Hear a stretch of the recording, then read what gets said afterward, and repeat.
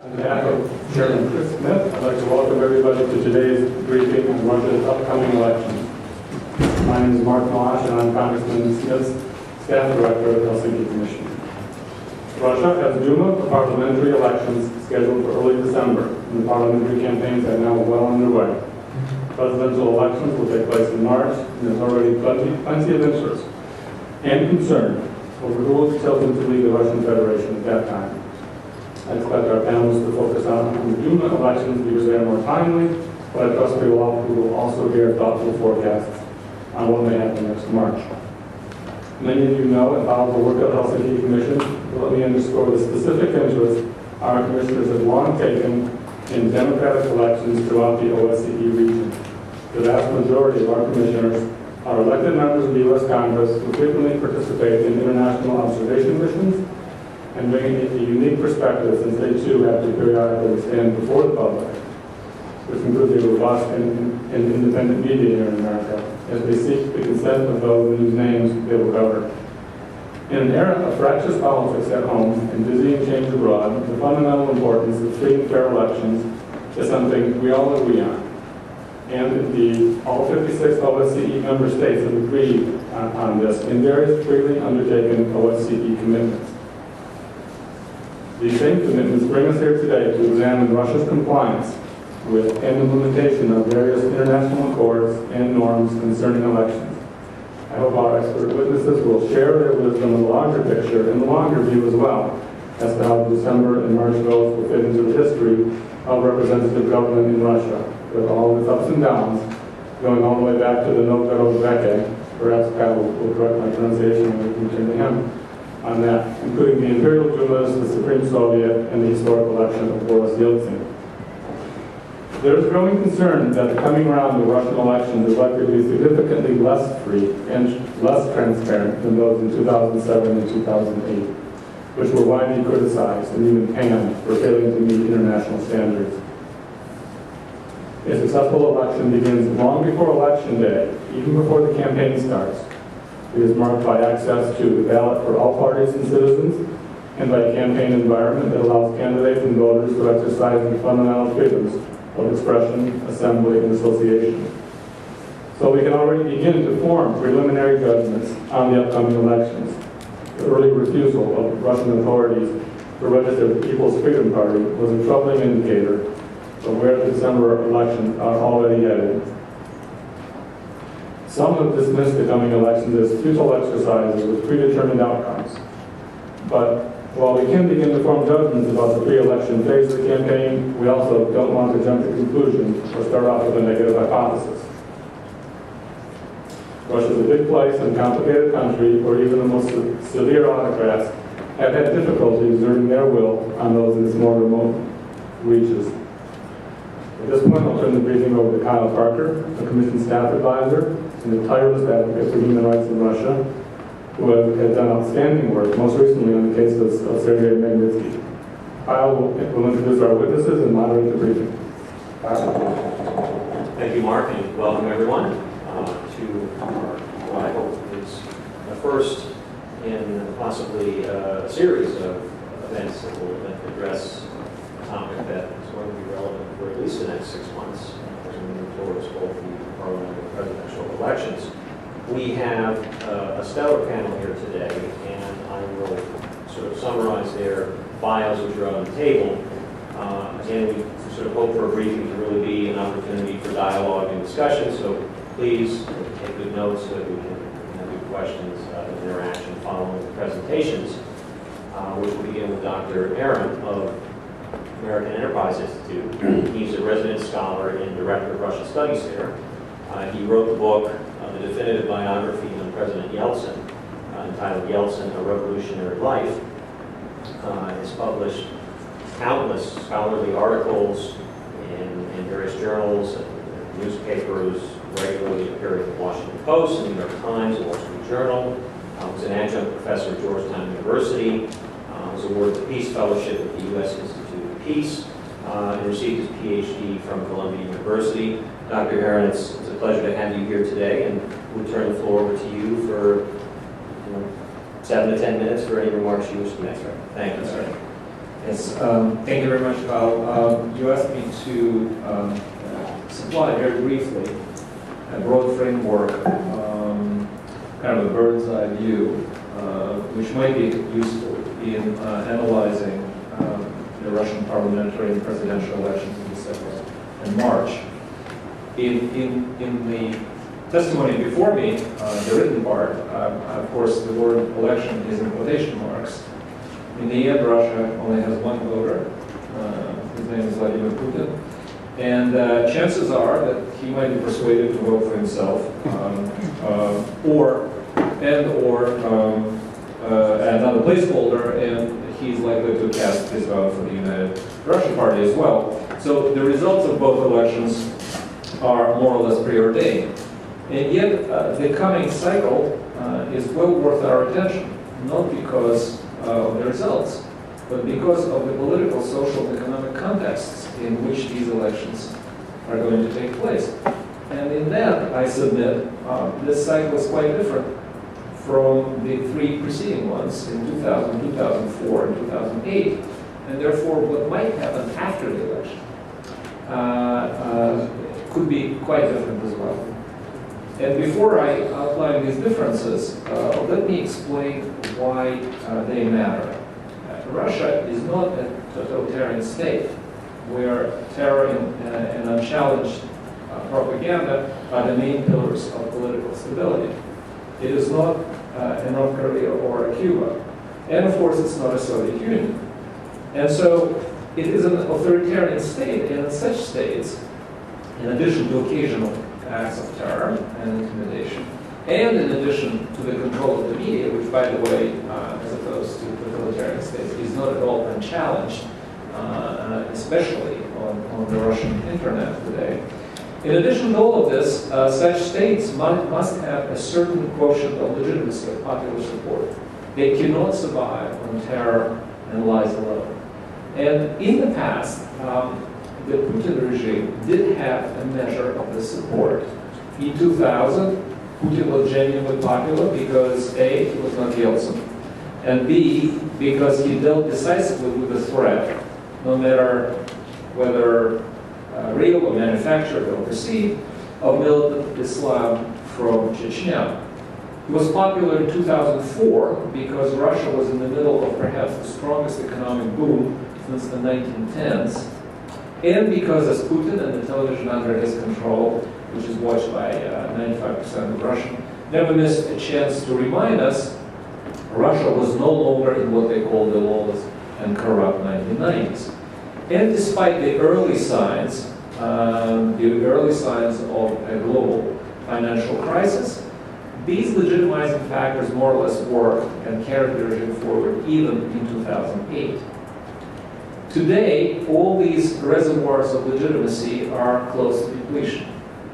That Putin is not Yeltsin and that 2012 is not 1992 barely matters to millions who were too young to remember. And especially, and here we're talking about tens of millions, who are used to steady growth of their incomes.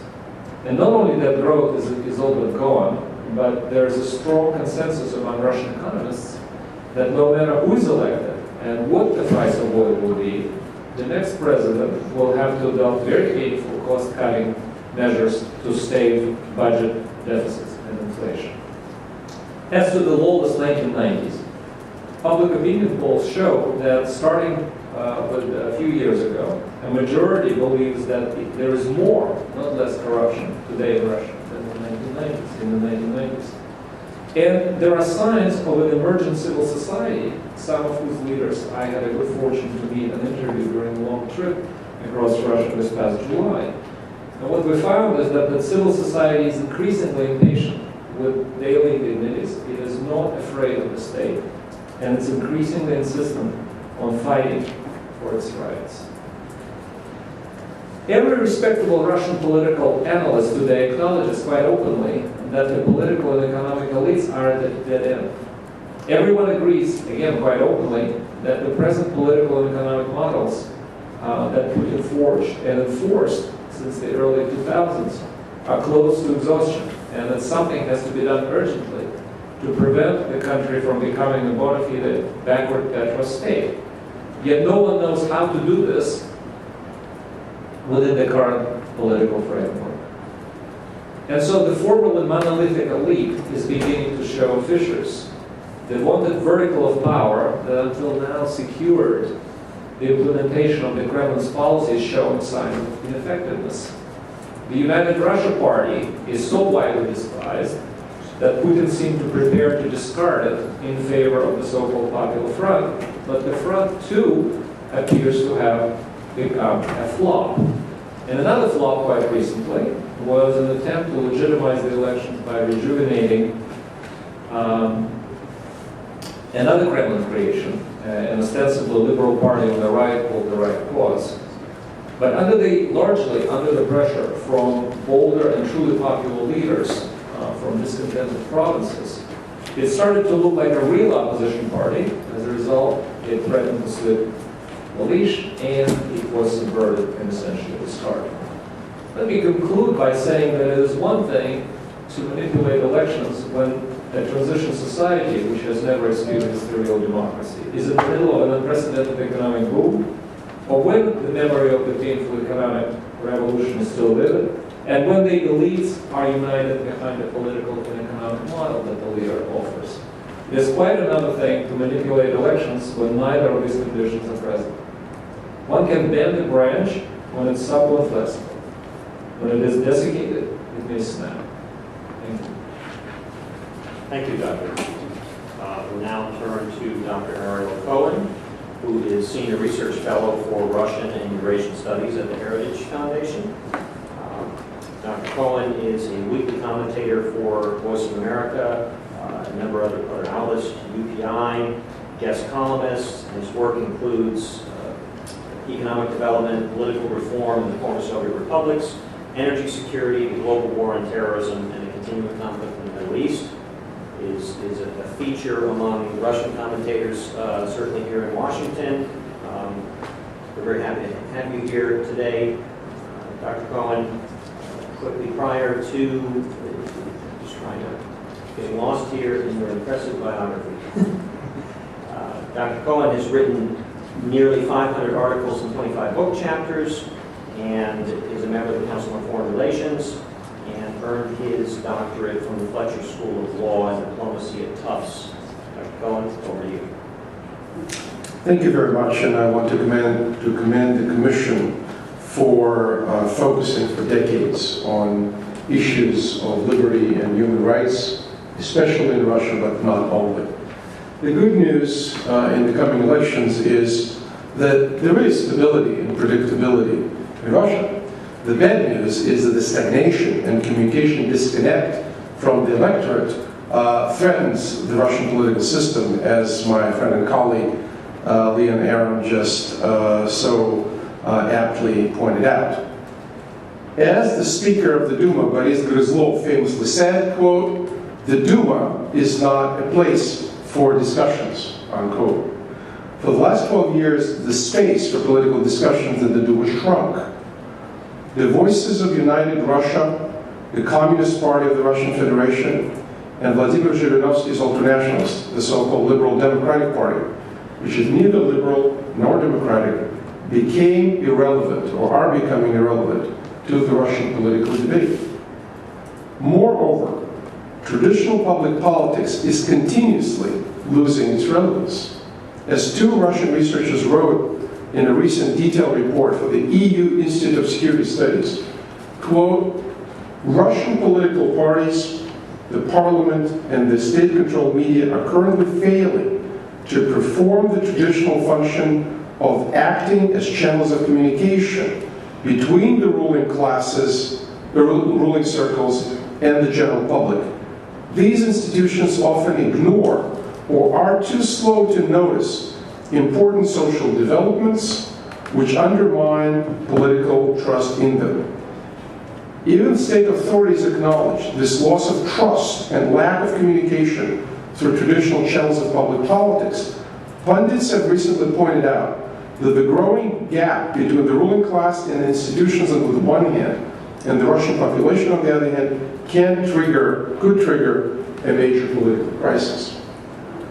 This is regrettable but not surprising. For over 3 centuries, since the time of Peter the Great, importation of Western institutions to Russia produced a transformation which made such political contraptions barely recognizable. The parliaments almost never had a true lawmaking function.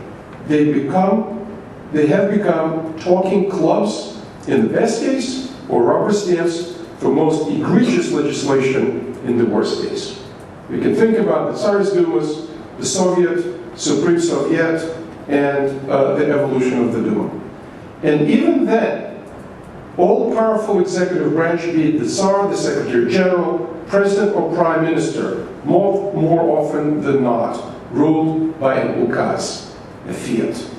In fact, this Western-sounding and looking pseudo-institutions such as courts, political parties, the bicameral parliament, made the managed democracy, another term for autocracy, more buoyant, stable, and capable of deceiving both the Russians and the foreigners. After all, isn't Russia going to have Duma elections on December 4th?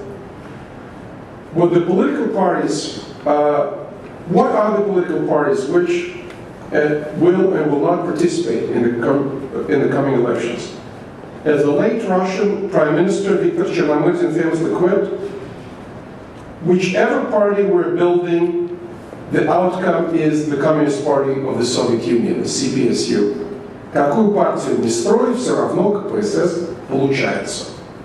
The United Russia is trying to capture the center of the political spectrum, and as its popularity was falling, Vladimir Putin came up with an idea of the All-Russia Popular Front, in which pro-Putin forces, not necessarily members of the United Russia, will run and get seats in the Duma to bolster the United Russia delegation for the purpose I'll address further. The communists in Zhirinovsky have not come up with any new political ideas and are playing the role of what they call systemic opposition. Opposition in name only, but the ones that are not challenging the current political arrangement. What is interesting is the emergence of Dmitry Rogozin's nationalists. You could argue whether this nationalist party that is going to be the member of the Popular Front, are they going to capture the nationalist vote in order to deny the emergence of a real nationalist opposition, or they're there in their own right? As Rodina, the former Rogozin party, was the creation of the Kremlin back in 2004, it looks like that this is going to be the case again. But what is important is that 2 political parties were denied. Well, the 9 were denied, but 2 outstanding cases of parties that were denied representation. The first one is the case of a party called Parnas, Party of People's Freedom. The Russian Justice Ministry banned Parnas, a center-right opposition, from participating in election. Led by well-known democratic politicians, including former Prime Minister Mikhail Kasyanov, former Deputy Prime Minister Boris Nemtsov, former Duma Vice Chairman Vladimir Rushkov, and former Deputy Minister of Energy Vladimir Belov. These people were neither violent nor extremist, and nevertheless, their party registration was denied. This was essentially the establishment of the 1990s. These were not people who were playing some kind of a revolution of whichever color you can think of, and nevertheless, they are pushed to the margins of the political life. Some of them were beaten up, others were arrested in demonstrations, mostly on the 31st of the month, when they demonstrated for Article 31 of the Russian Constitution, freedom of assembly. The second case happened just last week. This is the case of Mikhail Prokhorov's The Right Cause Party. As Liam pointed out, this was a pro-Kremlin center-right party that we thought initially is coming to replace Parnas as a center-right party controlled by the Kremlin. Prokhorov thought that as long as he does not attack Putin and Medvedev personally, he has freedom of action. For somebody who is a number 3 on the Russia Forbes list and whose net worth is estimated as $18 billion, this is a short-sighted assessment, to say the least. Maybe as short-sighted as his purchase of the New Jersey Nets. Prokhorov ran afoul of Vladislav Surkov, the deputy head of the administration, the man who is a combination of Dick Morris and Karl Rove of Russia, and quickly was given a short shrift. While the television coverage of Prokhorov was both pervasive and positive, overnight he became public enemy number 1. The discussions on television of how he made his billions and of former convictions of people in his party were followed by silence. So Prokhorov lost the control of the right cause and is no more a significant political figure. And the lesson learned from that is that unless a political party is under full control of the Kremlin, it has no right to exist. What are the policy implications of that? We thought for a while, and the Obama administration certainly thought, that the reset policy is going to contribute to democratization of Russia. It wasn't the only goal of the reset. There were others, important goals: nuclear disarmament, Afghanistan, logistics to resupply our troops in Afghanistan, the hope that Russia will play along on the Iranian issue. But just like with those other hopes, I would say with the exception of those interests that Russia has independently of the reset policy, like Afghanistan, this is not to be. To wit,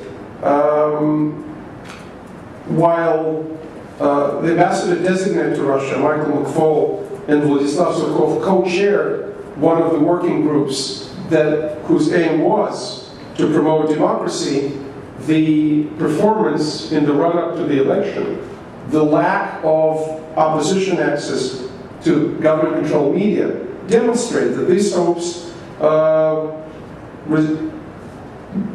resulted in brought no positive results whatsoever. We thought that the rule of law, something that was close to the heart of Mr. Medvedev, will be addressed by the government of Russia. Cases like the late Sergei Magnitsky, something that Karl Parker provides leadership in the Sergei Magnitsky legislation. Cases like Mikhail Khodorkovsky, who got another harsh sentence for crimes that the majority of lawyers agree he did not commit, and it has been sent to one of the camps in Russia's north, in Karelia. The cases like the two parties that being demolished, criminal investigation into the anti-corruption whistleblower Alexei Navalny, which he says is a revenge for exposing alleged fraud at Russian state companies. And the list is long. So we gave Russia a lot as a part of the reset policy. We hope for democratization. We hoped for greater freedom. And unfortunately for us, and unfortunately for people of Russia, we did not see any results. And now we're going to the elections. They're going to put a stamp of approval for the existing political arrangement, be it with Mr. Putin as president, Mr. Putin as a prime minister. It is going to be Mr. Putin's Russia. With the presidency now set at 6-year term, make an easy calculation. 2 terms of 12 years, 12 plus 12, is 2024. This is the term, or 2 terms, that we are expecting the Putin regime to rule Russia unless something happens. And both Liam and I'm sure Vladimir Karmuzak can address. So the bottom line is the stagnation of the political system, the very limited, what they call managed democracy, the media which has only partial access to state-controlled channels, and serious problems with the rule of law, raise a serious question to the quality and nature of this partnership that the Obama administration is trying to accomplish. Thank you. Thank you, Dr. Vaughn. Now turn it over to our final panelist, Vladimir Karamurza. Mr. Karamurza is a member of the Federal Political Council Solidarność and has been active in Russian politics for a number of years. He's actually ran for the Duma himself in the 2003 elections. For I believe the last Duma elections that were fully observed by an OSCE mission. He has consulted and done campaign work with figures such as Boris Nemtsov, Garry Kasparov. He's written a number of scholarly articles and also worked in Russian TV. He is the Washington bureau chief of RTVI Television. Was previously a correspondent for Novaya Zvezda and Kommersant, editor-in-chief of the Russian Investment Review, and holds his degree from Cambridge University.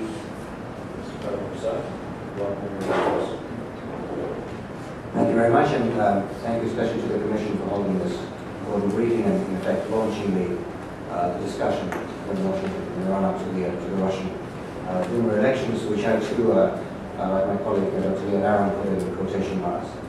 A few years ago, Grigory Yavlinsky, founder of the liberal Yabloko Party, was asked to comment on another long line of pieces of legislation initiated by the Kremlin in order to restrict electoral choice, restrict ballot access, generally restrict the political environment in Russia. And he replied by giving advice to the Kremlin. He said, "Why don't you just stop, wasting your time and your energy and legislative efforts, and just pass one law that would contain the list of names of people who are not allowed to contest any elections, seek any electoral office or serve the party."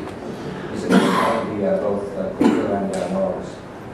And this is, in fact, one of the effects, the quote-unquote reforms introduced during this Putin's rule in the last 12 years have accomplished, but indeed it had a much bigger effect, because it's not only the opposition leaders and opposition candidates, but essentially the Russian voters as a whole have been removed from the business of Russian elections. The last free, fair, and competitive elections in the Russian Federation to date were held on December 19th, 1999. Which were the last days of the Helsinki presidency. This is by the report of the Organization for Security and Cooperation in Europe, which we have long considered the gold standard of European election observations. Since then, there has been a tectonic shift, both in the practice and context, and in the legal framework for elections in Russia. In terms of practice, we've seen the government establish an information monopoly already by 2003 by shutting down or taking control of all the national independent television channels, NTV, TV6, TBS. The judiciary effectively became a rubber stamp for the executive. The arrest of Mikhail Khodorkovsky in the midst of the 2003 election campaign sent a very strong message to all other potential opposition sponsors and opposition donors, because he, of course, was the biggest contributor to the two pro-democracy parties, and SPS and Yabloko, in the 2003 Duma election. In terms of opportunity to campaign and the opportunity to engage in competition, we have seen increasingly harassment and the detention of opposition candidates, the forced dispersal of, and brutal, very often brutal dispersal of peaceful opposition rallies, especially in Moscow and St. Petersburg. The mass confiscations of opposition campaign literature in 2007, especially in the last campaign. In terms of the voting day itself, increasingly all across the country we're seeing incidents mass incidents now of ballot stuffing, the rewriting of protocols, the manipulations and tampering with early absentee ballots.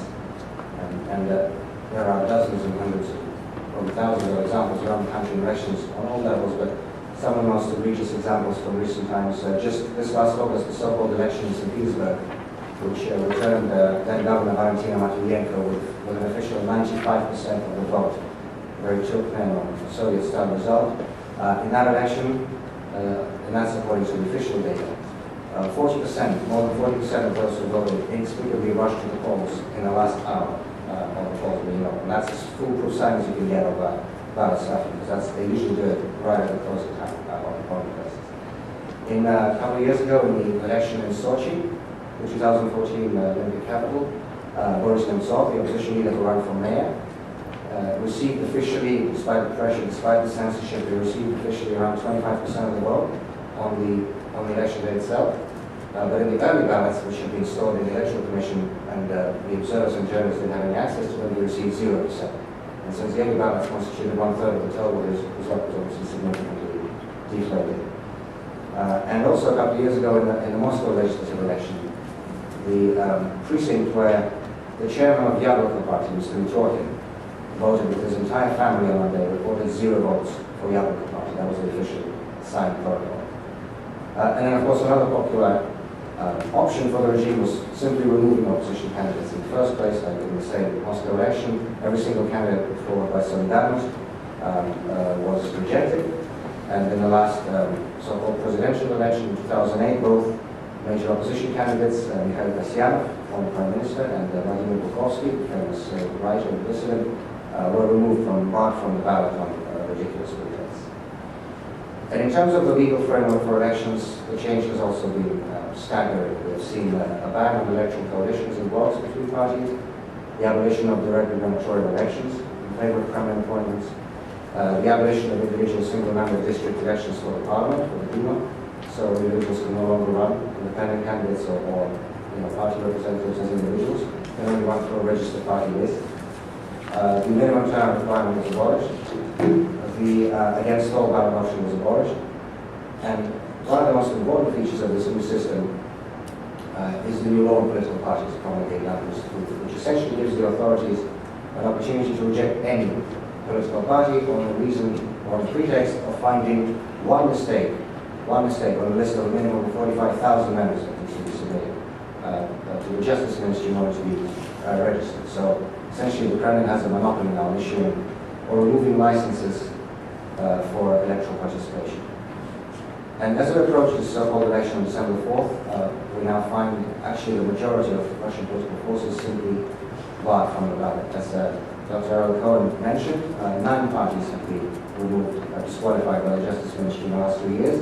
Only 7 will be on the ballot. Of those 9, the most recent example of denial of registration was the Popular Freedom Party, the party of Nemtsov and Kasyanov, in June. And the pretext was the same. The signatures, they found 79 irregularities on a list of more than 46,000 people. And to be precise, 46,148, that was the membership list, and they found 79 mistakes. And the mistakes consisted mostly of statements from people in the regions denying their affiliation with this party. And we know for a fact that for several weeks before this decision, many local activists received threatening phone calls from local police officials, basically pressuring them to sign these statements to deny the members of this party or to resign from it. And this is what was used to deny registration. And this was done in direct violation of an earlier ruling by the European Court of Human Rights, which in April of this year found the Russian government's practice of denying registration to opposition parties quote, unjustified and disproportionate. Because the European Convention on Human Rights only has a handful of reasons why you cannot register a party. If it's a threat to national security, if the party is going for the limitation of the rights of people based on ethnic or religious reasons and so on and so forth. Obviously, nothing was the case in this. And the 9 parties that were rejected, they were the widest possible spectrum, from the nationalist, the Great Russian Party, to the hard-left socialist, the United Labour Front, to the pro-democracy, pro-Western Popular Freedom Party of Nemtsov and Kasyanov. Vladimir Churov, the current chairman of the Central Electoral Commission, famously remarked that his first law is that, quote, Putin is always right. And too often nowadays it seems to be the only law that functions well in Russian elections. It's easy to see why the current regime is afraid of an open competition on the ballot box. If we turn to the results of the latest survey conducted by the Nevada Polling Center just in August, we'll find that 54% of Russian citizens express disapproval of the current government. That's despite the censorship, despite the absence of debates in the media or in parliament. We'll find that 64%, almost two-thirds, want the composition of the current Duma, which was dominated by Putin's United Russian people, to change, quote, totally or significantly. Only 10% want the status quo. Only 10% are happy with the current composition of the Russian parliament. Consistently, polls, this is not just Nevada, this is all polling groups. Consistently, a majority of Russians want to return to regular gubernatorial elections rather than having the permanent appointments of states today. And the more specific figures for the pro-democracy opposition are also very far from the Kremlin propaganda that tries to present Russian Democrats as kind of a marginal and insignificant part of society. For instance, this is the same Nevada survey from August. 20%, 1 in 5, want Garry Kasparov to be the next Duma. Almost same number, 16% want Boris Nemtsov to be the next Duma. But of course, neither of them will be on the ballot on December 4th, so this is hypothetical. Those who will be on the ballot, as my colleagues have mentioned, are basically pre-approved shadow boxes for the ruling party, like Zyuganov's communists or Zhirinovsky's nationalists have been there for years. In spite of their rhetoric, never posed any challenge to the vested interests of the regime. And as Dr. Cohen just mentioned, the example of Mikhail Prokhorov last week showed to everyone what happens if you step even ever so slightly out of line. This party will shut down. And the only group that can still be said to have preserved some degree of independence, Yabloko, Russia's oldest liberal party, in the last round of regional elections in March, they had half of their candidates removed from the ballot despite having official registration. And just yesterday, they had some police trouble in Moscow and they launched the collection of signatures. They did 150,000 signatures to be registered. And they already had some trouble doing that. And as my colleagues, Dr. Aaron and Harold Cohen just mentioned, the regime may have falsified the results and they may have got themselves another public parliament for the next few years. But by doing that, they also shut off all the normal constitutional channels for society to communicate with the government, for people to voice their discontent, to express their concerns. And the majority, increasingly social and economic concerns in the last couple of years. And the majority of Russians understand it. The same Nevada figures show that over half, 54%, believe that this Duma election will be just an imitation. That there's no way to change political course in Russia through the ballot box. And so naturally discontent is being manifested in other ways. Since late 2009, really since last year, since 2010, we have seen increasing flashes across the country of mass anti-government protests, the biggest ones being in Kaliningrad, in Irkutsk, and in Vladivostok in 2010. These are usually sparked by some local issues, be it tax hikes in Kaliningrad, or the protectionist tariffs in Vladivostok, or the environmental disaster delayed by coal in Irkutsk. But all have one common theme: accountability. People are fed up with having their own region's governors sent from thousands of miles away from Moscow. People often have nothing to do with the region, sometimes never been there before. People want to say in how and by whom they're done, only naturally. And this is actually a marked change from what we had in the late 80s, early 90s, when it was Moscow and Leningrad that led the way to change for reform. Now it's the peripheries, the provinces that are beginning to be much more active than for now Moscow and St. Petersburg. According to pollsters, again, Nevada gives 21% as the number of people who are supposed to go out and participate in street protests. Form, the Public Opinion Foundation, gives a staggering figure of 49%. This was earlier this year. But in either case, it's tens of millions of people who are ready to personally go and protest. And of course, it's natural that the regime fears this, and they, better than anybody else, know the true value of their so-called election results and so-called election victories. We should remember that just 9 weeks before the Mubarak regime was toppled in Egypt, Mubarak's party won over 80% in the parliamentary election, 9 weeks. And so they're beginning to prepare for the possibility of some kind of mass discontent, mass protest after another round of stolen elections in December and March. A few months ago, Vladislav Surkov, who was already mentioned a few times, the Kremlin Deputy Chief of Staff, he called a meeting with Nashi, which are basically the pro-Kremlin youth thugs who specialize in harassing opposition leaders, human rights community, and foreign diplomats, such as there was a case with the British ambassador and the Estonian ambassador a few years ago. Surkov called these people in and he told them, and this was on the record of the meeting, he said, first of all, the election must be won by United Russia. And secondly, he told them, this is a direct quote, prepare for elections, train your muscles. This was, once again, was an open, on the record meeting. So basically, a top government official was openly inciting violence against the political opposition. Just 2 or 3 weeks ago, Russian newspapers published a leaked memo from the Ministry of the Interior, new instruction to local police chiefs, in which they are authorized to disperse unauthorized opposition rallies with they gave them 4 new methods: truncheons, gas substances, electroshock weapons, and water cannons. And finally, Mr. Yakimenko, who's originally the founder of Nashi, who's now a minister in Putin's government, he had a meeting with the pro-Kremlin bloggers just in the last few days, and he told them that it's essential that the pro-Kremlin bloggers and pro-Kremlin voices and internet specialists get control of the social networks, the online social networks, by the time of the election. And just to finish, I'd like to address the other points mentioned in the notice for this briefing. What can Western democracies do in this situation? Now, self-evidently, the task of returning democracy to Russia, the task of effecting political change in Russia is our task. It's the task of the Russian opposition. Nobody else can or should do it for us. But if Western democracies are serious about protecting and upholding the values of the rule of law and human rights, there is one major area in which the West, the United States in particular, and in more particular the United States Congress, can be extremely helpful and valuable. All these human rights violations that we're discussing here, the falsifying elections, censoring television, dispersing opposition rallies, which, by the way, violate not just Russia's constitutional laws, but Russia's international obligations, including under the OSCE, Copenhagen Doctrine, and many others, the European Convention on Human Rights. All these violations have specific names behind them. Names like Surkov, like Shurov, like Yakimenko, many others. And these people who want to disperse opposition rallies like in Burma, or falsify election results like in Zimbabwe, they themselves want to go skiing in Austria or Switzerland, or go shopping in New York, and keep their money and their kids in the West. It's time for some personal accountability. It's time to let these people know that there will be personal consequences for their actions.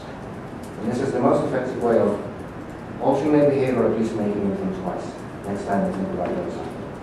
The United States Senate is about to consider a bipartisan bill, S-1039, which is the Magnitsky Rule of Law Accountability Act of 2011, introduced by the co-chairman of this very commission, Senator Ben Cardin.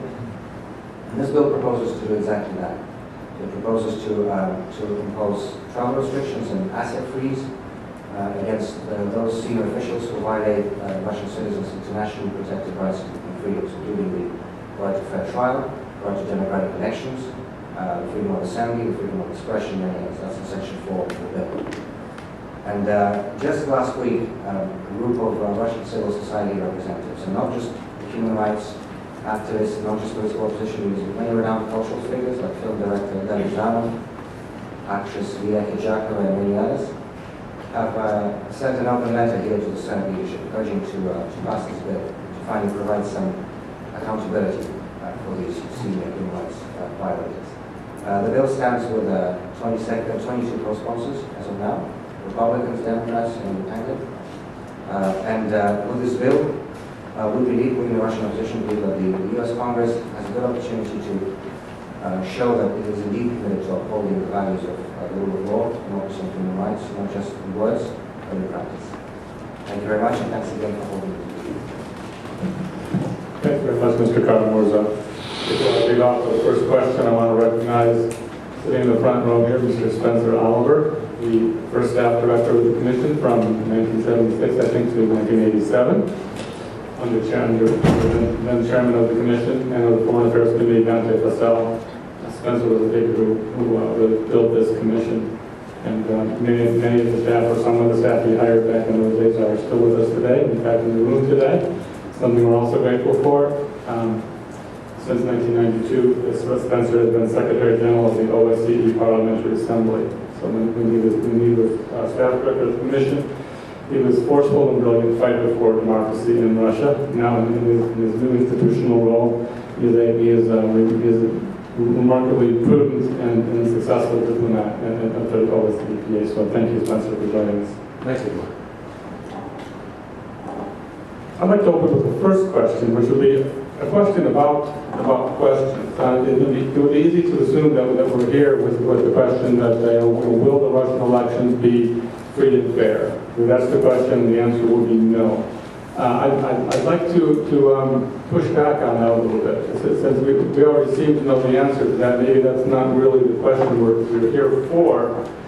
In any case, if you're not looking for something, of course, you don't find it. If you assume something's there, you're not likely to see it. So I'd like to ask our panelists to begin by reflecting on what should we really be watching for in this election. Are we too easily assuming that it's all bad news? Is there something out there that we should be looking for, perhaps in the other direction? Given if elections are not free and fair, perhaps there are other things to be watching for, such as a new division in Russia's governing elite that favors democracy, or developments in Russia's social milieu that favor democracy. So I'd like to step back from the easy assumption that the news is bad, there's no free and fair elections in Russia, and say, well, if that's the case, what is the question? Or is that really the case? Is there something good we can see here in Russia developing if we look for it? So we'll start off with Mr. Aaron. Yes, I kind of like to reiterate what I said. The election, the formal results of these elections are not interesting and obviously preordained and predetermined. But the context is very interesting, and in that sense, Mark, specifically what to look for, I'm almost certain that you have to look for signs of popular discontent in the provinces. When we traveled this summer, we met some remarkable people from the provinces, absolutely unafraid to stay. Many actually got themselves elected as what's known as samovyzhezhenцы. There is this little loophole. You don't have to belong to a party to become a member of a regional Duma. When I talked about the demise of the right cause, I mentioned that it was under pressure from some of these people, whom, again, some of them I met, who right away told Provorov that, yes, if you want my name, and I'm genuinely popular in my area, in my province, in exchange, I want real participation. I want this party to be a real opposition party. I was present at one of those conversations, and I said, this is the end of the right cause. And it was. But in the process, though, what I think the right cause registered is that it's becoming truly a perilous game for the regime to indulge even in the pseudo-democratic moves, because as soon as they even pro forma expand the mandate or expand the legitimate field of public participation, immediately there comes a very, I'd say, rather well-organized, well-prepared, and certainly unafraid civil society that begins to protest. So I think we will see in the process, on the election day, and definitely after the election, some signs of this maturing civil society opposition. And I completely agree with Volodya that the most interesting things are happening in the provinces, not in Moscow City.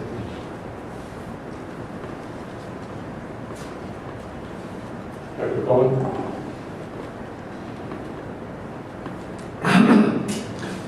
I wholeheartedly want to agree with Leon, and the only thing in the provinces that I think are truly worth watching is the turnout in the North Caucasus republics. We have seen a 99.5% turnout, like in the good old or bad old Soviet times. We've seen reports that were tabulated of turnout over 100%. Some of these republics.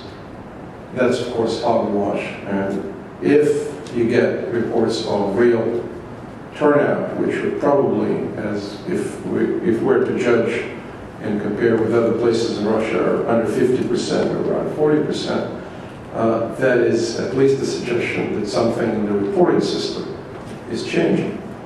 But the last, 500 years of Russian history tell us that the change does not happen in the republics or in the provinces. The change is happening in the capital city. And in the Tsar's times it was St. Petersburg, now it's Moscow. And this is where the real political change happens. As for other outliers to watch, the media access it. All of a sudden we see Kasyanov, Kasparov, Nemtsov, and others, and maybe unpalatable people, nationalists, national Bolsheviks, on television, engaged in real debate. I would say something is changing. The probability of that is very low. Next, party registration. If you see parties that we don't anticipate to be registered, that's something that may indicate that there's a change. And of course, the participation. Historically, we've seen 40% turnout, 50 maybe, higher in the presidential elections, like in this country. Parliamentary or Congress turnout is lower than the presidential. High reported numbers would be more suspect. There's not a lot of enthusiasm for these elections. It is really worse than what Vladimir Karamazov quoted as the instructions for preparation, how to handle elections, how to handle potential violence. Now, I would add that Vladimir, it's true that we saw in Kaliningrad anti-establishment demonstrations, sometimes somewhat bigger than usually you can expect, but we've also seen ultranationalist demonstrations. Some of them, there were allegations that the government sponsored or encouraged or didn't send the riot police, the lawn, against these nationalists. The first one is on the Manege Square last winter. The second one is in Chistые Prudy in Moscow. Several hundred of people demonstrating for federal over-subsidization of the Caucasus republics. Nationalism, I believe, has a vast explosive force in Russia. It's not only Dmitry Rogozin's managed nationalism, like managed democracy. Some of it is ugly, Nazi style, violent, skinhead. People got murdered. People are murdered every year in Russia by skinheads and ultranationalists. And they are in Europe too, by the way, elsewhere in Europe. But the explosive potential of nationalism in the period of Inuit and Malays in the Russian political system, we better watch it, and more importantly, the Russian government better watch it. Thank you, Mario. Mr. Carmen? Thank you. Just on that last point of nationalist versus pro-democracy mobilization, you're right, there were members of nationally photographed and spotted on Manish Square in December, so it's clear there were government provocateurs happening, and also just as a little kind of story to show who the regime is more afraid of, the nationalists or the Democrats. At the same time, when the Manish riots were happening, December 16th last year, we had our national conference solidarity in Moscow, and Vladimir Bukovsky, one of our leaders, came to Moscow for this congress. And while there were these thugs with metal bars, basically beating everybody up on Manish Square, and the police for the most part just stood by. Bukovsky had was followed by two second-class limousines from the FSB. He said that's the first time it happened to him since 1991, 20 years, never before. So while these guys were rampaging yards away from the Kremlin, here is one of the leaders of the apparently marginal and insignificant pro-democracy opposition movement being followed everywhere he went by two FSB cars, including they were stationed outside the house where he lived 24/7, night and morning, day.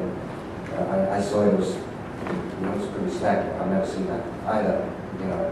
I was much younger than he is. He'd seen that last 20 years ago. It was the first time I saw it. But going to your question on what to expect, I just want to quote the phrase that Dr. Ian Aaron finished his presentation with. One can bend a branch when it's suddenly flexible, when it's desiccated, it may snap. The most interesting thing is what will happen after these so-called elections. If public opinion think that there is a big change coming to Russia in the next few years, it's not going to come from within this corrupt and authoritarian system. It's going to come from the public somehow, or other. And that's, I would suggest, that's the most interesting and the most important thing to watch in the next few months and years. This election is over before it began, as all of us here discussed. When you don't have opposition participating, you can't really call that an election. I think it's just important to pause for a second and to note that the present Russian regime, which now does not allow any opposition on the ballot, has in fact become less democratic, if I can use that word, than the regimes of Lukashenko, Mugabe, and the late Slobodan Milosevic, who did actually allow the opposition on the ballot. They then, of course, rigged the election and beat up on the rest of the opposition, but they were at least on the ballot, including in Belarus, where these horrible events happened last December. In Russia, you cannot get on the ballot in the first place if you are a member of the opposition. Because, and this is not, everybody knows this, one of the biggest fears of the Kremlin in the last few years, especially since the mid-2000s, was that the so-called orange scenario, the color revolution scenario of Ukraine, Serbia, Georgia, where you had an opposition candidate who ran, was elected, but then victory was stolen from him, and then you had thousands of supporters coming out on the streets, and the regimes fell peacefully. And so the Kremlin actually prevented this scenario from happening in Russia. It could not happen because there's no opposition allowed on the ballot. But by closing kind of this way, the orange way, the color revolution, the peaceful way, they may very well have paved the way for something along the lines of Tunisia and Egypt. And I would certainly agree with Dr. Cohen here. It can be very not pretty when that happens. Nobody wants it to happen, but this regime is doing everything possible to make it happen by closing every normal avenue for communication between the citizens and the government. Thank you very much, Mr. Karamurza. I will let go of my temptation to ask a couple follow-up questions. We want to get to Kyle so that he can ask his questions as a professional Russian analyst. But I will just sort of tie together what I heard and mentioned in my question, that there is a positive hypothesis there that while things may not seem to be headed in the right direction on the surface, there are currents heading in the other direction beneath the surface. While the regime can still win, its options are becoming limited, particularly long-term trends. A number of long-term trends seem to be turning against it. I will turn it over to Kyle right now with the reminder that we need to keep our answers fairly short so that Kyle can ask several questions, and then we'll take questions from the audience. Thank you. Thank you, Mark. And actually, if I may, I have a few questions here, but I think you all have been listening quite patiently, so I'd like to open the floor up at this point and take a few questions, and I will add mine in think Josh, do the mic set up right over there. There's a mic right there. Please go up and introduce yourself and any questions. Thanks. Randy Schumann, foreign policy consultant based in Washington. I'd like to hear the panel's thoughts on the question of election observers. Traditionally, we support observers so they can document how transparent or non-transparent an election is. But in this case, some have made the argument, so since the election has already been predetermined, all OSCE or other credible international observers would do is legitimate what is essentially a flawed process. So I'd love to hear your thoughts on that. Thank you. That's a very timely question. I know those discussions are going on as we speak. Any other questions? Like to take one more question before we turn it over to the panel to respond?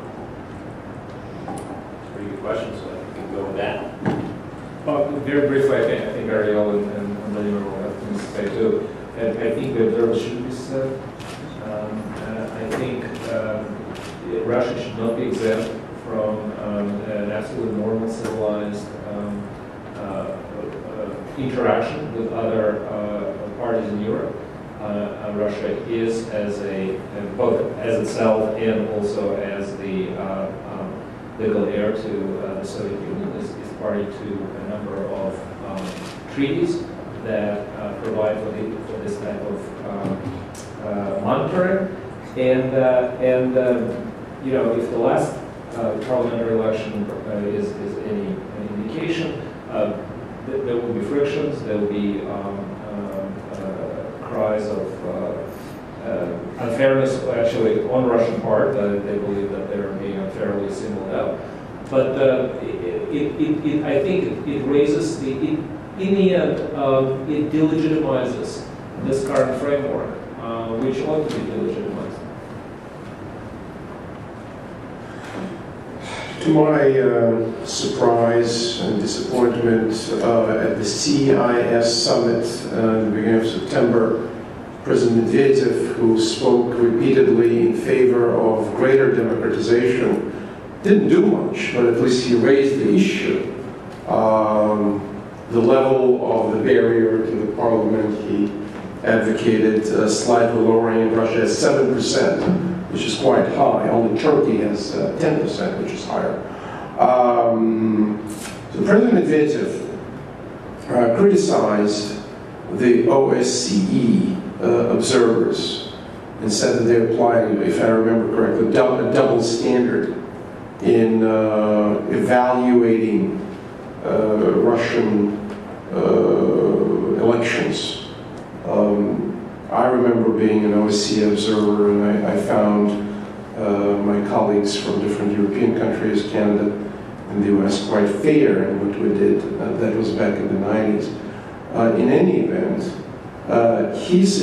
President Medvedev suggested that the CIS observers would be more relied on. Unfortunately, the track record of the CIS election observers is not always stellar in observing elections in places maybe even more authoritarian than Russia. So I'm actually surprised and appalled how Russia, which is a member of OSCE, would object to OSCE observers. Having said that, as you know, there are two kinds of observers, the long-term observers and the short-term observers. And from my experience, besides the manipulation of the tallies, which are very difficult to check, the election days in Russia look very orderly, and in other republics of the former Soviet Union and other CIS countries. What is much more important are the long-term missions of OSCE observers. I believe they're 90 days long, 3 months. And this is when people get on the ground and watch the preparation and monitor things like access to the media, access to spaces to have election meetings and rallies, access to printing houses. My acquaintances from different Russian opposition parties complained repeatedly that access to all of the above were disrupted in previous elections. So if there is a mission, I would suggest we boost the long-term mission, maybe even at the expense of the size of a short-term mission. One of my friends in the opposition leadership once said, how do you monitor someone not being shown on TV? And I think this goes to Dr. Cohen's points. It's very important. Too often, unfortunately, observers, even from democracies, even who have good faith observers, they focus on the actual voting day, which does actually, not so now. I mean, since 2007, we'll really see increasingly, the ballot stuffing, the tampering with the early ballots and so forth, and results over 100%, not just in the North Caucasus, but in Moldova, in the 2007 election from the Russia, 109% to be precise. But apart from that, I mean, especially in Moscow and Petersburg, election days look normal. But it's very important to note that, for instance, as we discussed here, the majority of Russian parties are not allowed to take part in the elections, which, to say the least, severely limits their nature. The media is overwhelmingly, biased is not a strong enough word. If you watch Russian TV today, and you don't use the internet or listen to Moskwy, you wouldn't know who is Boris Nemtsov, for instance. You wouldn't know who's Garry Kasparov. You wouldn't know who's Mikhail Kasyanov. You just wouldn't have heard of these people because they don't exist for state television. So this should all be part of the election observations, not just the voting days, not just the... I mean, Soviet Union had voting days too, and I'm sure that must have gone pretty smoothly as well, except there was one candidate. And now you have most parties who are removed. In terms of sending or not sending, to Randy's question, there's now this debate, as you know, within the leadership of the opposition. Some leaders like Boris Nemtsov said, the OSCE mandate is to monitor elections. When there's no election, what do you want? And these people say, don't send in the first place, because you're just legitimizing a pre-rigged election.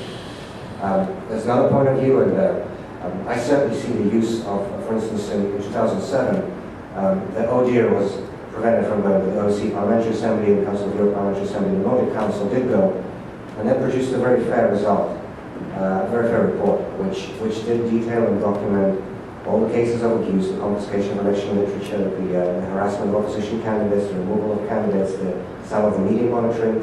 And in a sense, it is very helpful to have those two, even with the caveats that it's not a real election.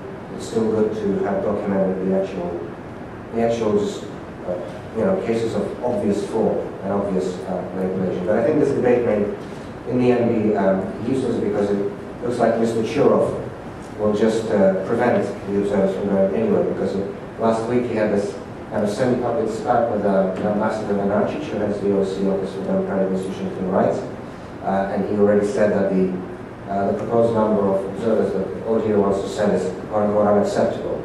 And ODIHR wants to send 260 observers this time. For instance, in 2003, that's the election I ran for the Duma, we had 400 observers from the OSCE, and in the 90s even higher numbers. Of course, nobody had problems with observers, and we had real elections in the 90s. But now even 260 is too much. So I think this debate may just be academic between us and the end, because the Russian Central Electoral Commission is simply not going to allow any observers in. Looks like. Thank you. Well, folks are hopefully thinking of another question. I'd like to take this observation discussion in a slightly different direction. Internet freedom is the signature issue of Chairman Chris Smith, who has introduced legislation in numerous Congresses. It also is an issue that will be discussed right off the bat next week at the OSCE's Human Dimension Implementation meeting. And of course, as you had mentioned, if you don't listen to the internet, or you don't have access to the internet, listen to Moscow.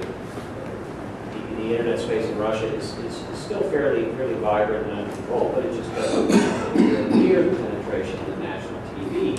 That said, to my view, even some of these bloggers, people like Alexei Navalny, have had an effect. In fact, this idea they have to go about create another united Russia because he's tarnished it and sort of branded it just in the way you hear advertising slogans on the TV as the party of thieves and crooks. It's almost like you expect that to follow after United Russia, the party of thieves and crooks. And so they had to go to create a new one. There's also things that are happening on the internet. I recall when they had the elections for the mayor of Moscow, which of course they don't have anymore in Russia.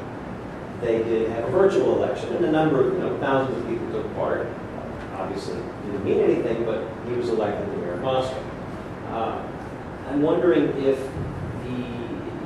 what role we expect that space to play, and if there's any role there for sort of, domestic self-observation, as it were. If you're in the regions and, you happen to be with some friends and you went out to vote and you're seeing something, then, you get churning that up, and, Moscow gets attention, and it ends up blogging around, and ends up going around the world and being picked up by media outlets. And again, it's a form of, perhaps an anecdotal form, because it's not imposing sort of a rigorous statistical methodology that the OSCE brings to bear. But I'm just wondering, if we, some comments on that. To that, and also with people like Alexei Novotny, who did appear before the commission at our briefing last year on corporate rating. Also people like Evgenia Chirikova, who we were pleased to be able to meet last week, the environmental movement. And I often hear from Russians, I'm not really political, but well, you seem pretty political in the fact that you are caring deeply about either corruption or the environment or automobile owners' rights, which has been a big issue in Russia.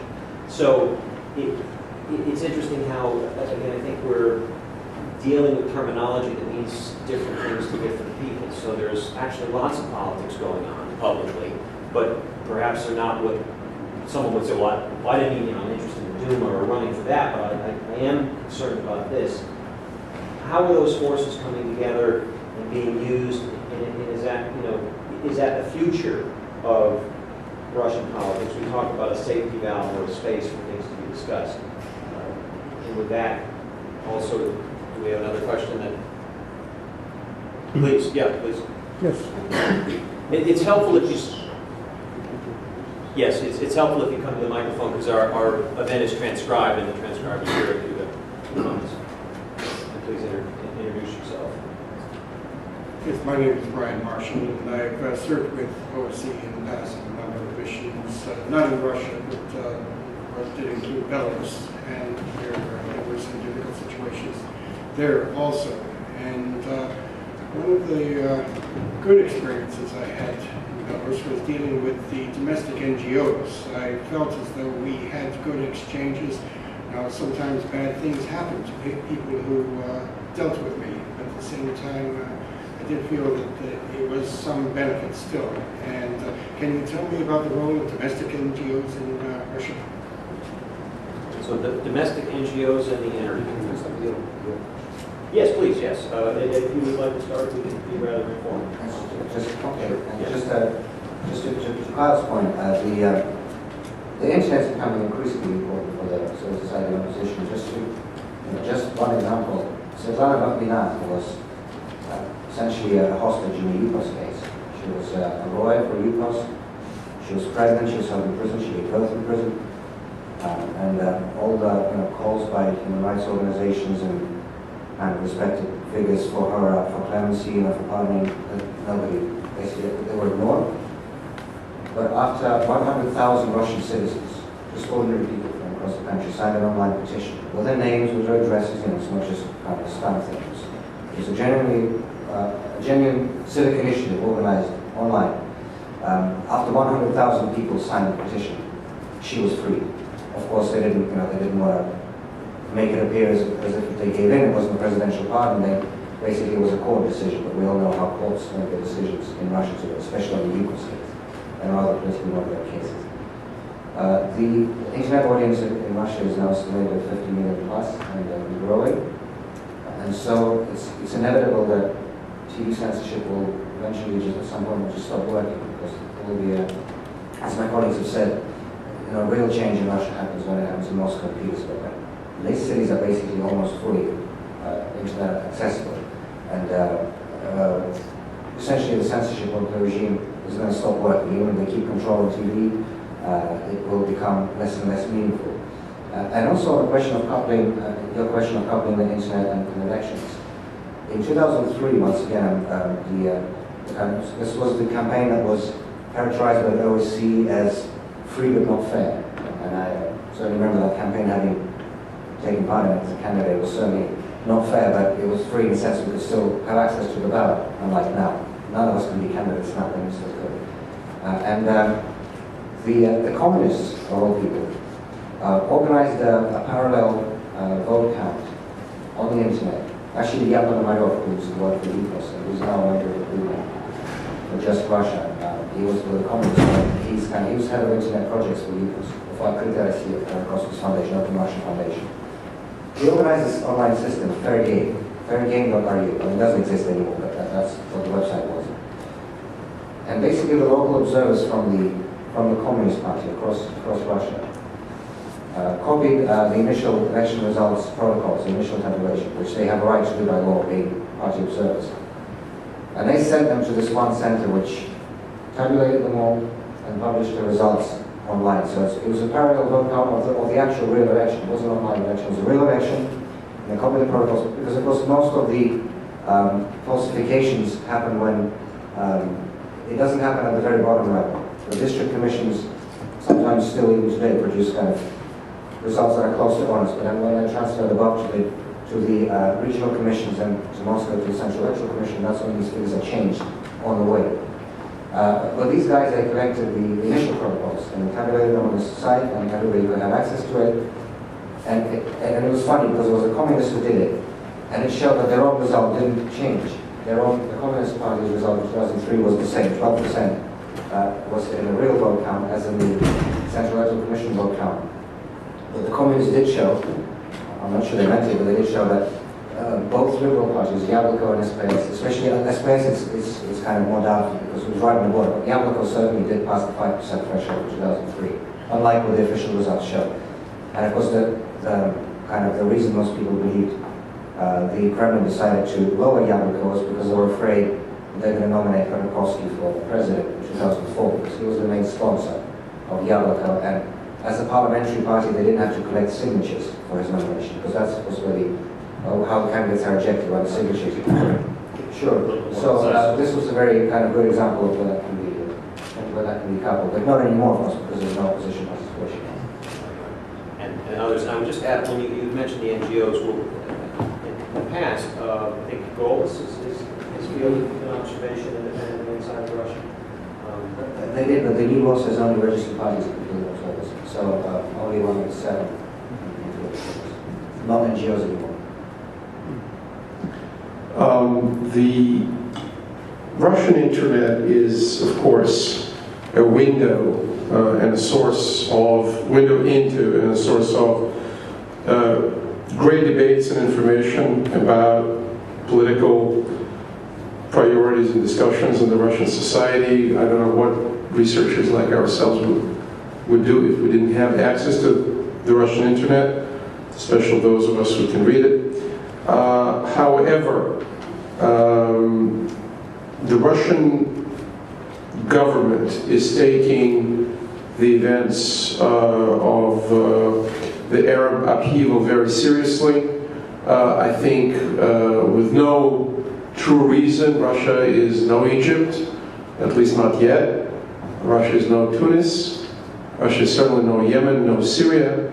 But there is either real or feigned fear that Facebook and Twitter and the internet, Live Journal, for example, which is popular in Russia, are going to somehow destabilize the political apple cart. I actually think the internet in Russia plays a role of a steam valve, similar to the samizdat in the Soviet times. But just in the Soviet times, people were jailed for samizdat. Bloggers like Oleg Kashin get beaten up severely if they're blogging intently, or bloggers / whistleblowers / anti-corruption crusaders like what's his name? Navalny get served subpoenas to prosecutor's office. The internet is a tool. It is value-free, I believe. And the internet itself is not necessarily an agent for change. The Russian government understands that. Other governments understand that too. Not only the internet can be censored, the internet can be used by government supporters, especially when they're paid, and there is a large department of trolls, the trolling department, that put hundreds, if not thousands of people online to argue the government case. If you read what the trolls are saying, it's not very impressive, but it does exist, and not everybody has the critical thinking facilities on at all times. So I think the internet is interesting as the means to understand better and more in depth, to get more granularity of the debates in Russia. You have nationalist sites, you have ultra-nationalist sites, you have really nasty discussions and arguments on Facebook or in LiveJournal, but the bottom line is it takes more than that, regardless of what the Russian government thinks. It takes much more than that, just really launch a revolution, orange or otherwise. Very briefly, it's very gratifying for me how that they took it in the direction in two regards. That field study that we did in Russia in July, and the results will be published, I hope, at the end of the year, where we traveled literally across from Vladivostok to Leningrad, and we met, incidentally, with those who organized the largest protests. Met with Gorshok in Leningrad, we met with Yov in Vladivostok, and so on and so forth. The second reason this is gratifying for me is because is the role of the internet. I started out thinking like Ariel, this is the about, and we've come to the conclusion that it's already an extremely effective tool of self-organization of civil society. Volodya's point about, and we're not talking about national politics. Every organization is studied in depth, 6 organizations, some of the most interesting ones, including the automobile owners of Russia and so on. All of them, by the way, started as totally non-political. They would like to remain non-political, but they're pushed into politics. And that's very interesting because the framework that they would like to achieve, dignity and fairness, is constantly invaded from above. So in any case, there are all kinds of nuances. I'm writing a lot about this, and you'll see it. But the point is that the internet, and here's the difference with samizdat, as it's a very good point, Ariel. It is samizdat, part of it is samizdat, but part of it is also sort of, I don't know what to call it, sort of samizdat, the mix of samizdat and the Komsomol meeting.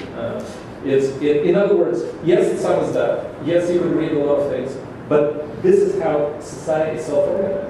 Absolutely. There's absolutely no doubt. Every one of them, this is a very interesting type of organizations. Some of us studied the organizational theory. They're extremely fluid. This is something totally new. The membership could be 10, 12 people, yet through internet they could mobilize 3,000, 4,000 people within hours. So internet is extremely important. And the really interesting question is at what point the government will begin aggressively restricting and manipulating it. And this, by the way, reminded me of one point that I did make, which is that, as Mark mentioned, what to look for. Well, look for immediately in the run-up and perhaps after for at least some sort of dress rehearsal of shutdowns. In fact, some people will already took place. There were, as you know, hacker attacks on Novo Vremya In the LiveJournal. And the LiveJournal. They were brief. The perpetrators were never found, but yet some of our colleagues who we respect firmly believe that this is They believe that this was a rehearsal. How to shut down some particular subversive sites on a very short notice. Just a quick note, earlier this year the FSB has openly suggested banning Gmail and Skype in Russia because they cannot monitor it. They have no technical ability to intercept it. So it was an FSB spokesman. No, Vladimir, this was an information operation, a disinformatia from FSB to push people to Skype and Gmail. that FSB can read, but it'll be easier for them to monitor, so people think that they cannot be monitored, so they'll say whatever the hell they want. I think you give him too much credit for that. I'm kidding. Well, since we've been talking a little bit about samizdat and other things, one of the things I find so I don't know, beautiful, if you will, about Russia is the great sense of humor and the ability to laugh at that level. And it's also one of the things I enjoy in my own country when an election season gets going is the political humor. And sadly, it seems that humor, at least at certain levels in Russia, has fallen on hard times. I know that the show Kukli is no longer on the air. After Chernomyrdin died, and it's really... For some time, but to be sure, the jokes continue to circulate. And not only that, I'm thinking also of this move, this knock-knock operation, this move to spoil ballots or write things on them. I'm not sure if it was true, but I remembered when I was studying Russian at Norwich, someone had told us that one of the greatest studies of, it was a beautiful story, at least, of Soviet or Russian foul language was a look at spoiled Soviet ballots and what sort of the citizens might have written on them. And I'm just wondering if there's anything that we can learn there, and if there's nuggets of wisdom to be drawn from that and sort of the national mood. Obviously, it's I don't have it with me yet, but we did write down a few. It's a disturbing sign, by the way, that the political jokes are back. They disappeared in the 90s because you could write about everything, and moreover, you could say everything, especially about the political leaders. It's gone now, it's gone underground. On the other hand, some of us who've been nostalgic for this type of output are really reveling in it, and some great political jokes are back. Unfortunately, I don't remember any now. Well, I think, if I'm not mistaken, they canceled the option of voting against all candidates. So in the Soviet tradition and post-Soviet tradition for a while, you could come to the ballot box and then cross a category, voting against all, which is a protest vote, essentially. Now that they cannot do it, there's some voices I read on the internet, people are calling to spoil the ballots. So as Kyle suggested, some people come and write, how should we put it, censorable language on the ballots. What they think about candidates or their appearance. I don't know if this is a good tool for political protest, and therefore I think it's important to watch if the attendance, participation in the election is going to drop. Because even in the Soviet Union, they didn't force you, they didn't drag you to the ballot box, they came and knocked on your door and said, go vote. And my parents would say, thanks, we already voted, or we're sick, or something like that. So my parents always made a point not to go vote. Today, I don't think they're doing that.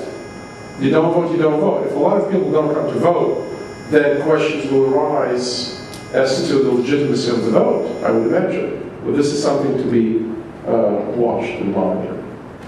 And one of the reasons they don't ask people anymore is just usually in the last half an hour of the voting hours, they just sign for people who didn't come in, cross their ballots for United Russia, put it in. That's hence the things like the 40% turnout for Makiyenko in the last hour.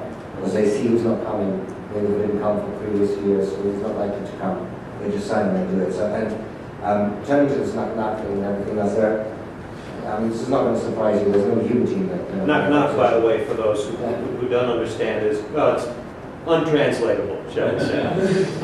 It's not as innocent as what it sounds in English, the knock-knock. But it's not a K, it's a KH. Right, yes, that's right. Which has That's what I meant. And so, Cillian for the translation. but part of the opposition is doing this, the spoil ballots, which is essentially against all. Another part of the opposition says don't vote, I'm not coming to vote places at all. Some other people say come and vote for any party except United Russia to vote their result. But certainly, my friends and colleagues are never going to even symbolically vote for Zyuganov or Zhirinovsky, even if that means no. So that's not the most popular option. In terms of, I completely, Dr. Leon Aaron said, it's unfortunately there's the trend of whenever political jokes return, I think the situation is getting worse. But one of the kind of the recent one is that Putin comes to a restaurant with Medvedev and Rizlov, the speaker, and the waiter comes in and says, and he asks Putin, what are you going to eat? He says, meat. And he writes down meat and says, and what about the vegetables? And Putin says, well, the vegetables are going to have meat. Okay.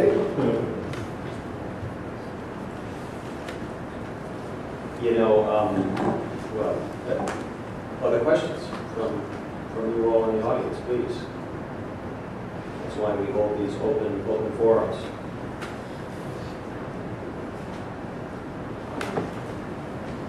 I would like to ask about demography. Demography is a subject the Commission has been examining this year. And obviously Russia is a place where the story most are familiar with is that the demographics are bad. Certainly they're changing. They're changing here, and it's something that's paid attention to rather extensively in U.S. politics as to where the vote might be going in the next cycle or the cycle after that, or 10 years out. I know there was a naive view some years ago that it would require the changing of the generation, and that the younger generation would somehow would show up and would vote for whatever it was. Liberal democracy, openness, and transparency. And then there were a number of papers and studies that showed that perhaps younger Russians were even more nationalistic than older Russians, looking at views about Stalin and that period of history.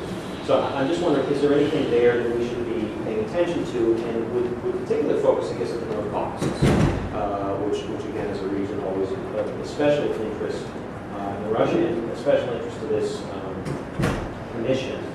We certainly looked at issues in the North Caucasus extensively for many years, and I can't think of another government operation in town that has done as much in all of the open source and producing reports and transfers. So we can maybe speak about that a little bit.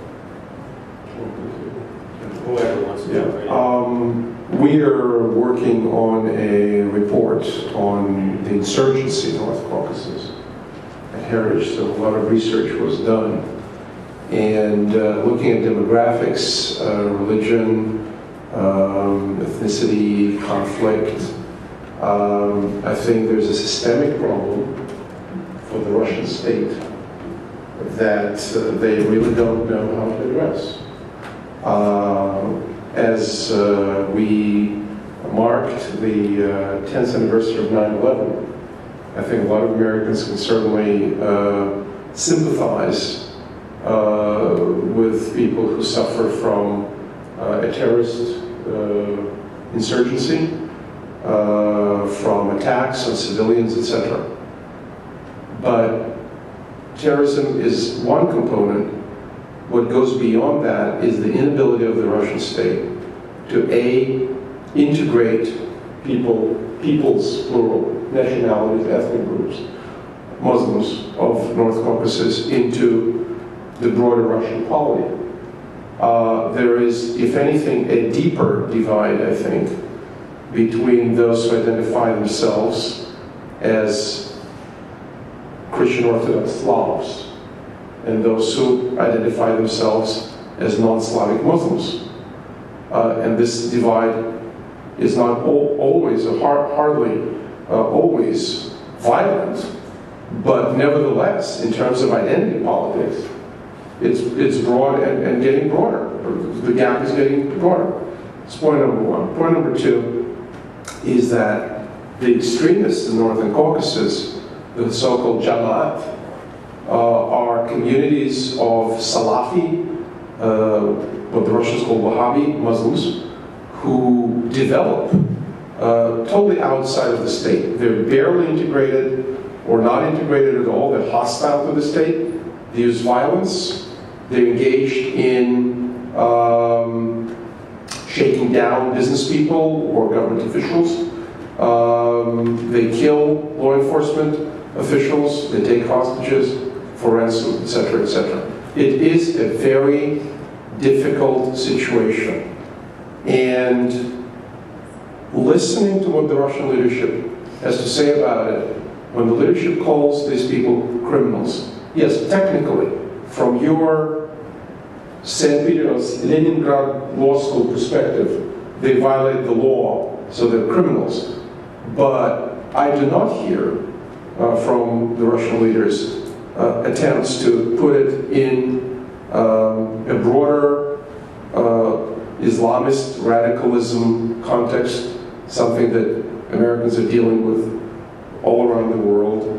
There's very shallow understanding of that.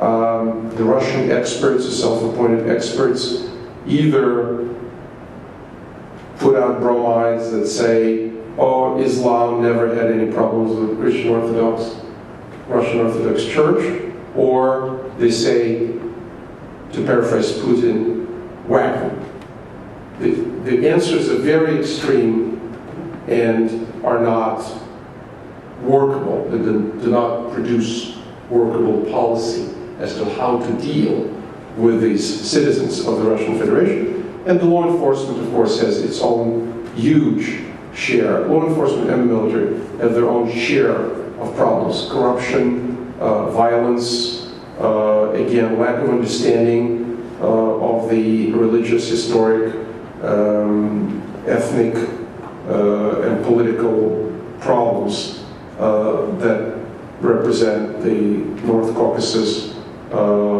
variety of peoples and their histories. More importantly, it is not a taboo, but it is a really unpopular topic to discuss failed policies of the past in the Caucasus, North Caucasus. Be it the very harsh Tsarist policies in which the Cherkessians, the Cherkess, or others were pushed to immigrate to the Ottoman Empire, or exiled, and hundreds of thousands were killed, or the Soviet-era policies in which people in the North Caucasus, such as Chechens and English, were deported for no clear reason whatsoever by Stalin in a genocidal deportation to Siberia and Central Asia, and between 20 and 30% of them died within probably the first couple of years. Then they were allowed to return. But the trauma of that deportation, of course, is still with them. So it is a very painful issue. It's a dangerous issue, and the demographics are working against the ethnic Russian population, because the fertility rates in North Caucasus are times 2, times 3 higher than inside the Russian Federation. So while today it's still somewhere maybe 10 plus % of the population, when you're looking at the cohorts of kids, age 1 to 5, 7, today, that difference is probably, I'm guessing now, 30% are North Caucasus Muslims. Yes, please, Dr. Let me Very briefly, I've written a paper recently about the internet. It was called A Tale of Two Nations. Demography is probably the clearest defining factor in the use of the internet. And by that I mean age. So when we talk about, now again,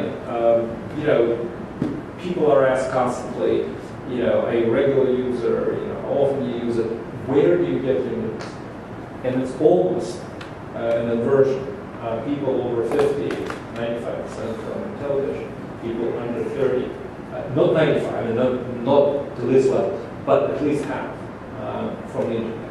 Now, that, again, could be a force of good for good or a force for bad. However, again, barring some sort of major crackdown on the internet, you could see an important and traditionally, politically, most charged part of the population, people between 20 and 40, getting out of the informational control. That presents very serious problems. Again, they could turn out to be completely non-political. In fact, as everywhere else, young people in Russia, when they surf internet, they're not looking for political news. They're looking for all kinds of other things. But however, just the very habit of turning to internet before you turn on the television set could spell some very interesting developments. The regime will have to try and control it, or open up television. And neither is a particularly attractive or technically doable option. Just a quick note. It's worth remembering that those who are turned voting age this year, those who voted for the first time, they were 6 years old when Putin became prime minister. So when you mentioned that sometimes, these the groups, the younger groups are more nationalist and more anti-Western, it's not really that surprising because all they've seen is the state propaganda, the one party basically in parliament, the anti-Western rhetoric like Putin's Helsinki speech, Putin's speech in 2007, and all the rest of it. So I believe there's a Helsinki speech this weekend. another one, we'll see what happens in that one. But so it shouldn't really be surprising. But as Leo mentioned, internet does become increasingly important. So you certainly see opposition rallies in our meetings. We certainly see many young faces too. It's not like it's not a one-way thing, but it's just going to take time to change. We have about 10 minutes left, and I guess there's no real reason for us to use it all. If there aren't any other questions, I certainly could go on and scribble with my questions, but I'd like to make sure everybody has an opportunity. We've had a rather interesting and free-ranging conversation today on a topic that, like I said, I do expect we'll address. Again, please, yes, up to...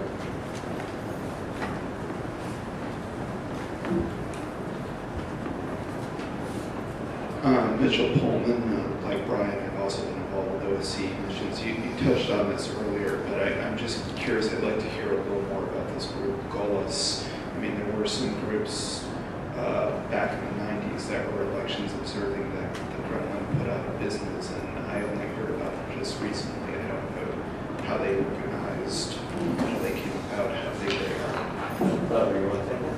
Well, GOLAS is a very important group. It's kind of the NGO umbrella that includes several different subgroups and participants that usually try to monitor elections. But the main difference is that in the 90s, NGOs and kind of social public organizations could send monitors to elections too.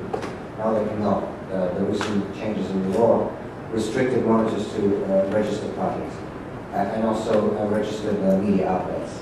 So TV stations and newspapers can send journalists. But even that restricted law is being violated all the time. Like, for instance, once again, this Matviyenko election in St. Petersburg, there was a period of time, an hour or 2 hours, when even the official observers were simply kicked out, and nobody knows what happened in that hour or two. So it's increasingly meaningless, to try to monitor these fake elections. And as I say, even the very restricted possibilities are violated everywhere. The GOLAS tries its best. I mean, they're good faith, honest people. They're not, it's not a front group or anything like that. It's a genuine NGO that we've worked with them as well in the past. They held a big international conference on elections in Russia a few years ago in Moscow, in which many of us participated, and I think they worked with some American and Western NGOs as well, partner with them. But what they can do in this situation is very restricted. I might just add along the lines of the importance of NGOs in election observation is, I think probably most of you know, the OSCE is considered the gold standard in international election observation. But what's not as well known is that the methodology they use was developed in the late 80s, early 90s at the NDI. And our ambassador to Russia, nominee ambassador, going just recently, nomination was Michael Fall was at NDI in those years and has some campaign experience himself. So again, when he gets on the ground, pending advice and consent of the Senate, certainly will bring some valuable experience as this campaign unfolds. I think I might finally sort of close on the note, some notes here, and I'm trying to think. Lilia Shevtsova, a respected commentator in Russia, I believe, a couple months ago, a piece she had written that to me seemed to strike this tone of sort of it has to get worse before it gets better, and that there might be some who sort of wrote under the assumption that, well, those of us in sort of the liberal Western democratic keeping commitments closed, which I don't know, sort of the basis of our work here is sort of commitments are made, commitments must be kept, but that those who might be relieved to see that, oh, our worst fears didn't materialize, and after all, Medvedev was Putin. That I think she was writing somewhere along the lines that that's really not desirable.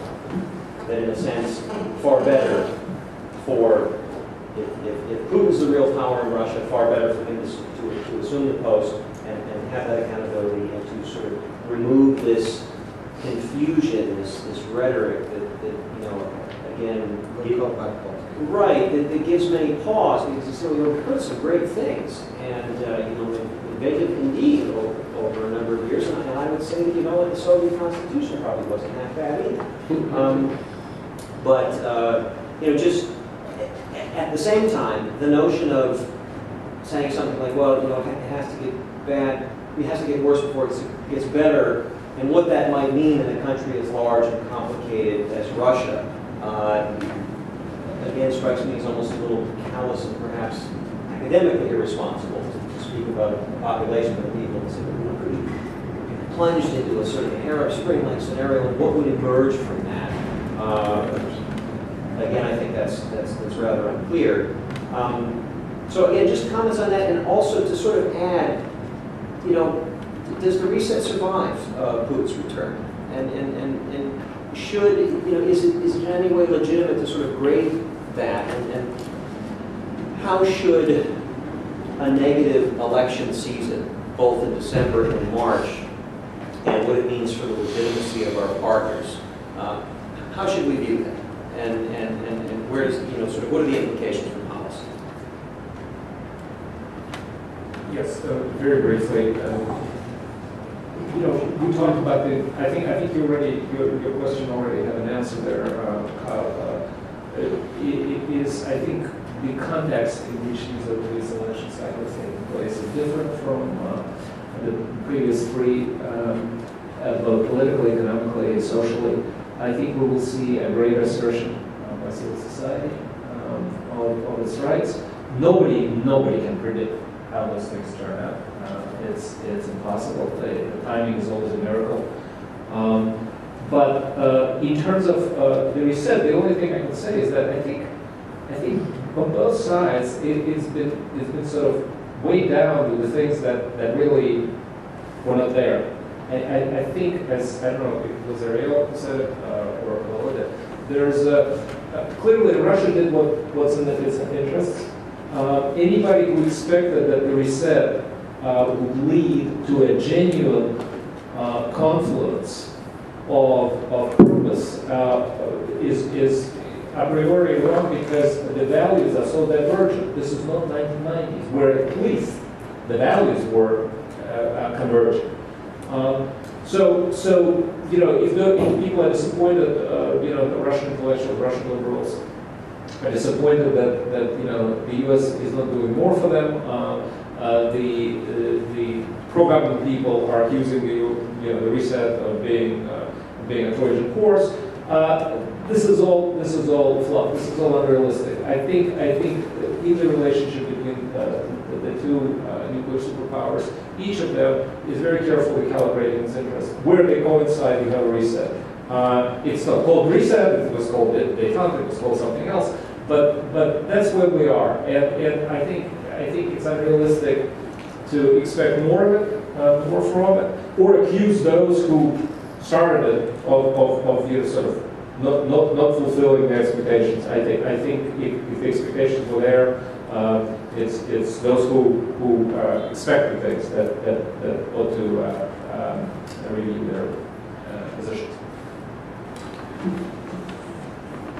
I think that, with all due respect to Lilia, whom I value as incisive observer of the Russian political scene, she is over-dramatizing things a little bit, because whether Mr. Medvedev stays or not, the show is run by Mr. Putin, regardless.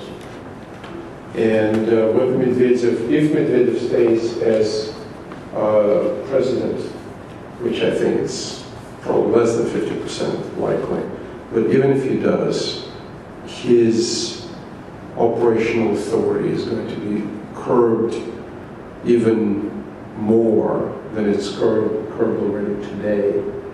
And he will play ceremonial roles that Mr. Putin, for whatever reason, doesn't feel like playing. He's bored, or if he doesn't have time.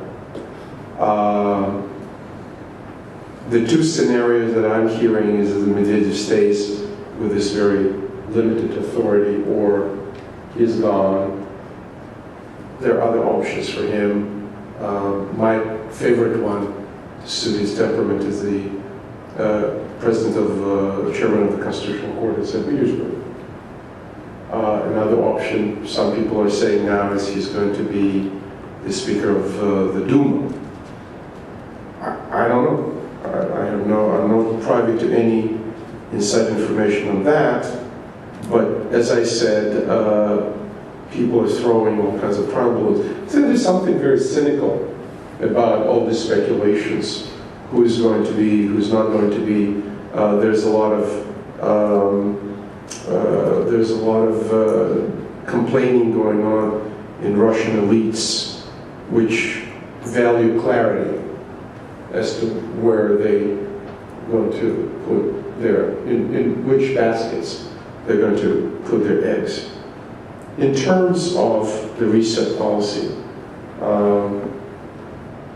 I have written 5 web memos. Was it 4 web memos? 5 web memos criticizing the reset policy, which are all available on the Heritage website, heritage.org. I think that putting all the eggs in the Medvedev basket on behalf of the Obama administration was very short-sighted. We provided concessions. We got very little back. Some stuff that we got back was good, like the solidifying the supply line to Afghanistan. But other things like Iran, Russia was kicking and screaming, not going back. Just today, they made an announcement of the sale of several new nuclear reactors to Iran, I'm told. And on other issues, we did not have any advance or any progress, like U.S. policy in the former Soviet Union. I think the Obama administration de facto recognizes the Russian privileged sphere of interest in the former Soviet Union, as Mr. Medvedev called it. We compromised our values, our defense of democracy and human rights. This is what this hearing was about. And the same leadership so made an argument that the reset policy is dead. How it can survive the transition to the post-2012 Russia and post-2012 United States remains to be seen, but it is indicative that the anti-American sentiment in the Russian media, in state-controlled television, this is not a freelance television. This is all very scripted and state-controlled. An anti-American sentiment there, in discussion panels, in film, in documentaries, in every genre of television that I watch, these anti-American messages repeat themselves again and again and again. And as a result, we have a generation of young people in Russia today that are more anti-American than anybody in the 70s, in the 80s, late 80s or 90s. So, as Leon pointed out, when interests coincide, great powers make deals. That's not a reset. This is not what reset pretended to be. It is great power politics as usual, going back 2,000 years. And that is going to continue between the United States and Russia. Hopefully, we're not going to come to blows. But with this political arrangement in Russia, when I think they're looking for an external enemy to justify the continuous and not so democratic rejuvenation of power, or legitimization of power. This external enemy, or these external enemies, be it Estonia at different points in time, Estonia, Georgia, or the United States, that serves the powers that be quite well. In terms of what British yourself said, I certainly agree there would be more honest if he becomes president again. And in a way, it's been a brilliant PR operation with the quote-unquote liberal president who says these nice words on TV, and the only 3 concrete things he's actually achieved in domestic policy was increasing the presidential term from 4 years to 6, creating the Center E, the East Anti-Extremism Center, so-called, in the Ministry of Internal Affairs, which is essentially the equivalent of the KGB 5th Directorate, which monitors basically the Senate. The third one was the second sentence, trial and sentence of Mikhail Khodorkovsky. The 3 concrete political things he's done, despite all this rhetoric about freedom being better than freedom and all the rest of the nonsense.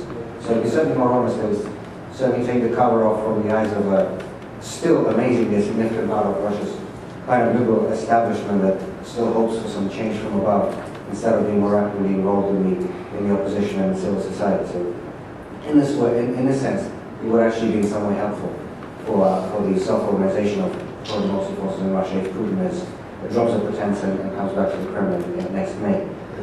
In terms of the gets worse before it gets better, it certainly sounds cynical. You're right, and certainly, as I already mentioned, none of us want anything like this. I mean, that's the whole point. It's the regime that drives the country to something like Tunisia or Egypt by shutting off, as we discussed, all the valves and all the normal items. We would like to change power at the ballot box, as all other normal countries do. And in terms of the reset, I agree with my colleagues completely. They can how can you have a reset if the values have absolutely nothing in common? And I think the only genuine reset, without quotation marks, between Moscow and Washington will be when Russia begins to at least move towards the values of democracy and rule of law and human rights and the values of our common civilization. Mr. Cohen, Dr. Cohen. I just wanted to give you one example of could have been achieved and wasn't in this whole give and take between the United States and Russia. President Obama asked President Medvedev in one of the meetings, so I'm told, to look into the Khodorkovsky affair and hopefully get Mikhail Khodorkovsky released after, 7 or 8 years of jail term.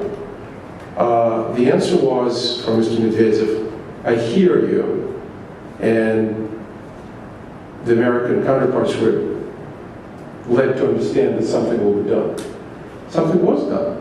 Mr. Medvedev rebuked his Prime Minister, Mr. Putin, for interfering before the verdict.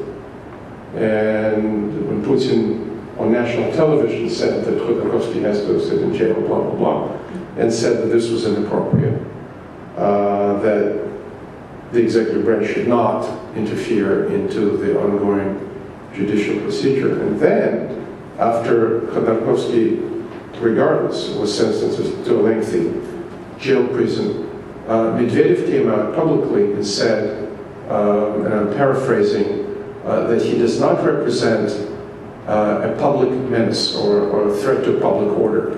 Medvedev is a lawyer. He is a genuine lawyer in Russian terms. And saying that somebody does not represent a threat to public order means that that person does not, there's no reason for that person to be kept in jail. So the signal was loud and clear. Unfortunately, Mr. Medvedev could not engineer the either release or pardon of either Khodorkovsky or his partner Lebedev.